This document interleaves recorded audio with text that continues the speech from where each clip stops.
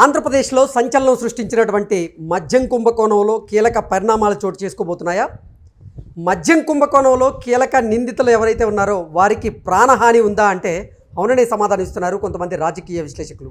ఈ నేపథ్యంలోనే అసలు ఆంధ్రప్రదేశ్లో సంచలనం రేపినటువంటి ఈ మద్యం కుంభకోణంలో ఎటువంటి పరిణామాలు చోటు చేసుకోబోతున్నాయి, ఎవరెవరికి ప్రాణహాని ఉంది, ఎవరి వల్ల ప్రాణహాని ఉంది అనేది మనం పూర్తి స్థాయిలో విశ్లేషణ చేసుకుందాం. ప్రస్తుతం మనతో పాటు ఉన్నారు ప్రముఖ రాజకీయ విశ్లేషకులు, ప్రముఖ సీనియర్ జర్నలిస్ట్ దుర్గా కుమార్ గారు. సార్తో మాట్లాడదాం. సార్ నమస్తే. నమస్తే కృష్ణ, మన వీక్షకులకు కూడా.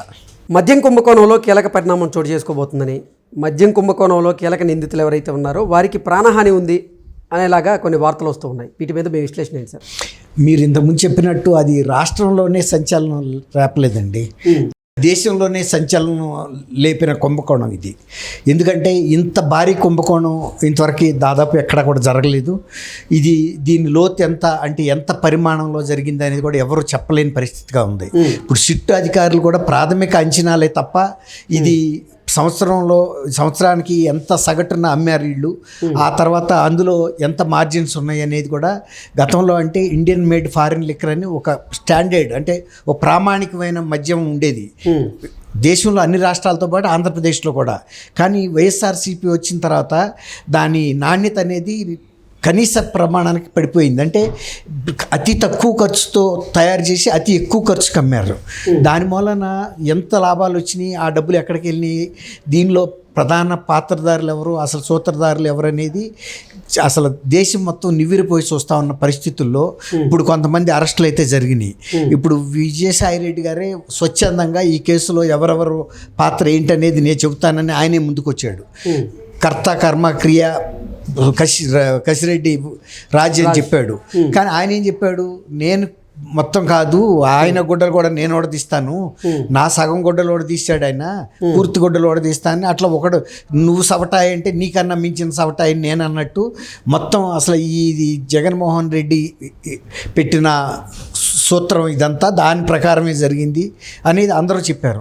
మద్యం కుంభకోణంలో కీలక నిందితులు ఎవరైతే ఉన్నారో వారి వేళ్ళన్నీ కూడా జగన్మోహన్ రెడ్డి వైపే చూపిస్తున్నాయా? ఈ మద్యం కుంభకోణంలో జగన్మోహన్ రెడ్డి అరెస్ట్ అవ్వడం ఖాయమా అంటే ఏం చెప్తారు? ఖచ్చితంగా అది అక్కడికే చూపిష్టం కాదు, అసలు ఆదేశించిందే ఆయన.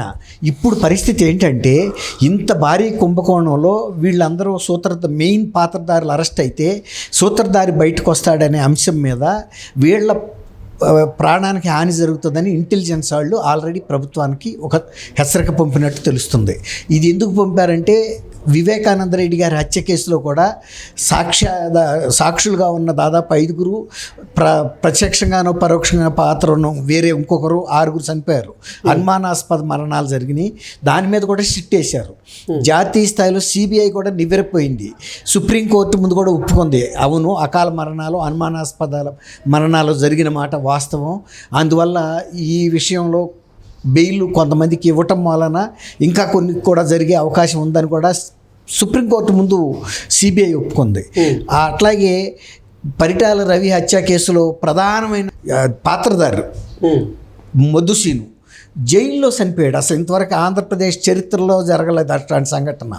అంత పెద్ద కేసులో ఒక్కటే ముద్దాయి ఎవరికైతే కీలకమైన పాత్ర ఉందో ఆ వ్యక్తి కనుక బతికితే అసలు సూత్రధారులు బయటపడతారని, అది రాజశేఖర రెడ్డి గారు ముఖ్యమంత్రిగా ఉండగా కూడా అతను జైల్లో చనిపోయాడు. అనుమానాస్పదంగా ఎవరో ఒక దిక్కు దివాణం లేని వ్యక్తి కొట్టి చంపాడు. రాష్ట్రం మొత్తాన్ని గడగడలాడిచ్చిన మొద్దుసీను ఒక అనామకుడి చేతిలో చచ్చిపోయాడు.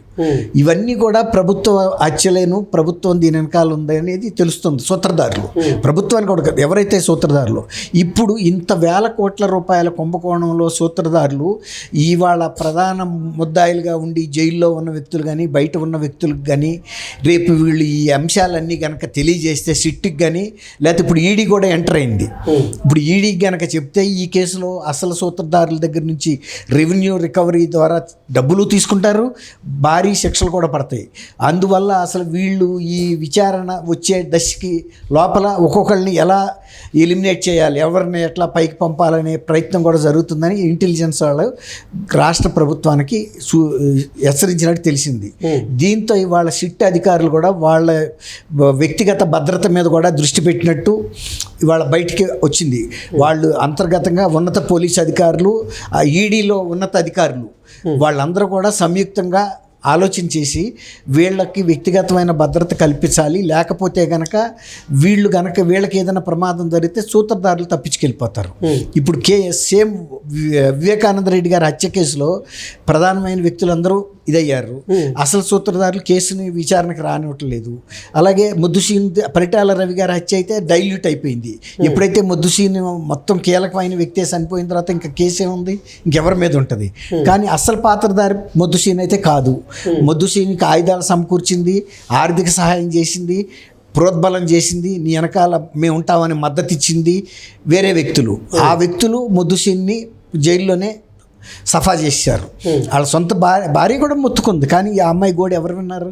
అట్లాగే ఇప్పుడు ఈ దేశవ్యాప్తంగా సంచలనం రేపిన ఈ ఆంధ్రప్రదేశ్ మద్యం కుంభకోణంలో ఎవరైతే నిందితులు దాదాపు 33 మంది దాకా ఉన్నారు. ఇప్పుడు 31, 32, 33 నంబర్లుగా ఉన్న వాసుదేవరెడ్డి, కృష్ణమోహన్ రెడ్డి వీళ్ళందరూ కూడా ధనంజయ రెడ్డి అరెస్ట్ అయ్యారు. వీళ్ళు ఇవాళ కోర్టులో ప్రొడ్యూస్ చేస్తున్నారు.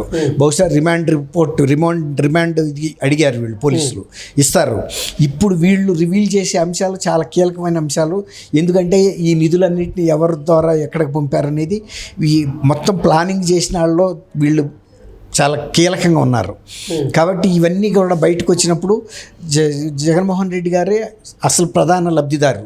అందుకని అసలు ఆయన ఆదేశించింది ఆయన మద్యం కుంభకోణాన్ని ఎలా జరపాలి, 5 సంవత్సరాల పాటు పగడబందీగా ఎవరికి బయటికి పొక్కకూడదు, ఆదాయం బయటికి పోకూడదు, తింటే మీరన్నా తినాలి, నేనన్నా తినాలి, అట్లా డిస్టిలరీస్ దగ్గర నుంచి ప్లాన్ చేశారు వాళ్ళు. అంటే ఉత్పత్తి దగ్గర నుంచి ఆఖరి అమ్మకాల రాక కూడా అన్ని వాళ్ళ కనుసన్నల్లో జరిగినాయి. తర్వాత ఎక్కడ ₹1 బయట పోనివ్వకుండా పగడబందీగా ప్రతి 5-6 రోజులకు ఒకసారి క్లీన్ ద సిస్టమ్. అంటే ఎవరి దగ్గర ఎక్కడ ₹1 మిగలదు. ఎవరికైతే జారాలో ఆ చివరి రూపాయి వెళ్ళిపోవాల్సిందే. ఎందుకంటే ఇట్లా పేరుకుపోతే కనుక వీళ్ళు లబ్ధి పొందుతారు. చివరికి వచ్చేటప్పటికి ఏ రోజు ఎట్లా ఉంటుందో ఎవడు చెబుతాడు? అందులో ప్రతిరోజు ఇది దినదిన గండమే. ఎప్పుడు ఏ కేసు అవుతాయో, ఎలాంటి ఈడీ ఎంటర్ అవుద్దా, సిబిఐ ఎంటర్ అవుద్దా అని. అందువల్ల ఎవరి దగ్గర కూడా డబ్బులు బాకీ ఉండకుండా డిస్టిలరీస్ వాళ్ళకు కూడా కొంత బాధ్యత ఏమప్ చెప్పారంటే, మేము స్టాక్ ఎంత కొంటామో మిమ్మల్ని ఎంత మ్యాక్సిమం స్టాకులు కొంటాం, మీరు మాకు కిక్ బ్యాక్స్ ఇవ్వండి చాలు. ఆ కిక్ బ్యాక్స్ కూడా పగడబందీగా ఇవ్వండి, మేము క్యాష్ రూపంలో తీసుకోలేము. ఎందుకంటే వాటిని మేము తరలించడం కూడా మాకు కష్టం. మీరు మేము బినామీ అకౌంట్లు చెబుతాం, దాంట్లో వేయండి. లేదంటే గోల్డ్ రూపంలో ఫలానా డైమండ్స్ దగ్గర కొనండి, అలా ప్లాటినం కొనండి. ఇలా ప్రతిదీ కూడా ఒక స్కెచ్ ప్రకారం వేసిన విషయం అతను ధనంజయ రెడ్డికి, కృష్ణమోహన్ రెడ్డికి పూర్తిగా తెలుసు. వాళ్ళు కూడా ఎంత కీలక పాత్రధారులు అంటే, రాజ్ కసిరెడ్డి ఎంత కీలకమో, తర్వాత విజయసాయి రెడ్డి ఎంత కీలకమో, మిథున్ రెడ్డి ఎంత కీలకమో, తర్వాత ఇది బెవరేజెస్ కార్పొరేషను వాసుదేవరెడ్డి, కృష్ణప్రసాద్ వీళ్ళు చాలా కీలకమైన వ్యక్తులు. అసలు ఇప్పుడు కీలక నిందితులకి ఎవరి వల్ల ప్రాణహాని ఉంది, ఎవరెవరికి ప్రాణహాని ఉండేటువంటి అవకాశం ఉంది? ఎవరైతే ప్రధాన లబ్ధిదారిగా ఉన్నాడో వాళ్ళు బయటకు వచ్చే పరిస్థితి ఉంటుంది. కాబట్టి ఇంటెలిజెన్స్ వాళ్ళు భయపడుతున్నారు. ఎందుకంటే వివేకానంద రెడ్డి గారు హత్య కేసులో కూడా సేమ్ మోడస్ ఆపరెండి చేశారు. అది చివరికి సుప్రీంకోర్టు కూడా సిబిఐని అడిగింది, అవునా ఇంతమంది చనిపోయారు, అకాల మరణాలు, అనుమానాస్పద అనుమానాస్పదమే. ఈ పరిస్థితుల్లో ఇక్కడ కూడా అదే సీన్ రిపీట్ అవుతుంది. కాబట్టి మీరు వీళ్ళని జాగ్రత్తగా కాపాడండి. ఇది వీళ్ళల్లో కొంతమంది కనుక ముఖ్యులు కనుక ఏదైనా కారణాల వల్ల వాళ్ళకి ఏదైనా ప్రాణహాని జరిగితే అసలు సూత్రధారులు బయటకు వచ్చే అవకాశం ఉండదు. కాబట్టి వీళ్ళని అప్రమత్తంగా ఉండాల్సిన అవసరం ఉందని చెప్పారు.